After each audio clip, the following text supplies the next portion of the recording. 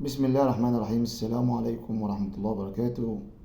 الفيديو ده أنا عامله مخصوص لهيئة الرقابة والسادة مسؤولين تموين بيروت، عشان بس الحجة اللي بنتكلم بيها موضوع إن هم ما عندهمش سيارات والكلام ده كله. أنا واحد مواطن من الشعب أقدر أجيب لكم سيارات تشتغلوا بيها، أتأجر لكم سيارات، بس انزلوا على التجار المخابز والبقالات والمحلات. انزل، ما تخلوش. انت بتاع التموين عارف التاجر ده شغال ايه، وهات من عنده الفاتورة اللي هو مشتري بيها البضاعة بتاعته، وانت تعرف تحاسبه. شوف هو حاطط هامش ربح قد ايه، هامش الربح بتاعه شوف هو حاطه قد ايه في المكسب بتاعه، وانتوا هتعرفوا ان التجار هي اللي خاربة بيوتنا. الدولار اتثبت والاسعار نزلت في كل مكان، الدقيق نزل والسلع كلها نزلت، وبرضه التجار عينهم بجحة وعنهم غليظة. المستودعات شغالة بمزاج، مستودعات الغاز شغالة بمزاج، المخابز بتاعت العيش شغالة بمزاج، السياحة وغير السياحة وكله، الأوزان والعايز زبالة يعني مفيش رقابة. لو انتم ما عندكمش سيارات بتوع التموين نجيب لكم احنا سيارات وانزلوا اشتغلوا، اعملوا ضبطيات، اقفلوا المكان. اي مكان تنزل فيه تلاقيه مخالف اقفله، وهات له غرامة 100,000 عشان يبقى عبرة لغيره. لان التجار ما تستاهلش غير كده. الجشع والطمع والوساخة مش هيبطلوها. يا ريت يا ريت بتوع التموين يشد حيلهم شوية، لان بصراحة الناس اتخنقت.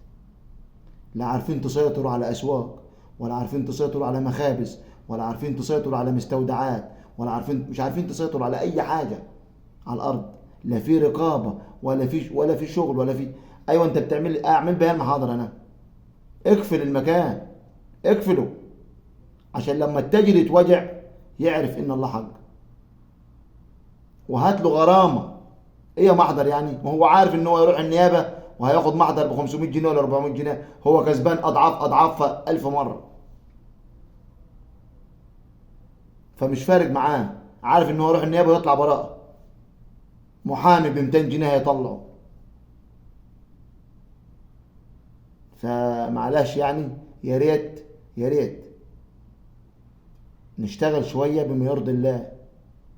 اقسم بالله الناس كلها بتعاني، الاسعار بقت حاجة لا تطاق. مفيش رقابة، لا على بتاع الفراخ، ولا على بتاع اللحمة، ولا على بتاع السلع، ولا على البقالات، ولا على بتاع قطع الغيار، ولا على بتاع الزيت، ولا على المستودع. ومفيش اي رقابة على اي شيء يخص المواطن. ليه؟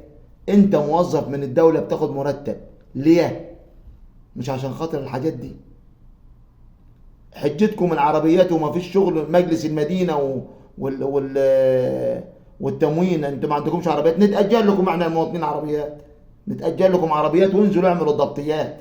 اقفل سكر المكان، هات له غرامة 100,000 عشان يقول ان الله حق. اقفل له المكان شهر واتنين عشان يعرف ويبقى عبرة لغيره، ومحدش يعمل ايه. شوفوا البلاد والدول التانية بتعمل ايه، اتفرجوا على الناس بره بتعمل ايه. احنا بس فالحين في الوطنية والحضارة 7000 زفت و7000 مش عارف ابصر ايه، حضارة ايه وزفت ايه وخرا ايه، وانتوا مش عارفين تحموا المواطن، مش عارفين تحموا المواطن. احنا فالحين في الفشخرة والكذب بس. والله العظيم اللي احنا فالحين فيه الفشخرة والكذب. تروح عند الموظف يبقى تنك معاه ما ياخد له 200 جنيه في الشهر، والتناكة هتقتل ابوه وهو مش لاقي ياكل. ويا سلام لو المواطن يقول انا محتاج كذا ولا بتاع، يتنك على اللي خلفه. ده اللي احنا فالحين فيه فشخره وكذب وقله ادب ووساخه. وهو ما ياخد مرتبه من جيب المواطن، يعني الموظف ده بياخد مرتبه من جيب المواطن، وللاسف الشديد بيتنطط عليه ومش جايب له حقه. يا ريت ان هو جايب له حقه، مفيش. اما يدعوا الوطنيه والكذب وشعارات وكذب وفشخر على الفاضي. عاوزين شغل على ارض الواقع، عايزين شغل، عايزين شغل للدوله. مش عاوزك ان انت تبقى جاي من البيت جايب لي سندوتشين الفول والطعميه انت والهانم اللي شغاله معاك في المكتب، وتقعدوا تسهروا، والمواطن يبقى واقف بره طالع ميتين ابوه عشان يقابل معاليك. وانقضت له مصلحه، انقضت له مصلحه، اما تسقي اللي خلفوه الحياقه. اشتغلوا شويه وانزلوا من مكاتبكم وشوفوا القرف اللي شافه المواطن من اسعار وقله ادب في الشارع. اي تاجر شايفينه متعدي حدوده اقفلوا له المكان، اقفلوه، بلطجوا عليه، بلطجوا عليه، والشارع هيبقى معاكم والشعب معاكم.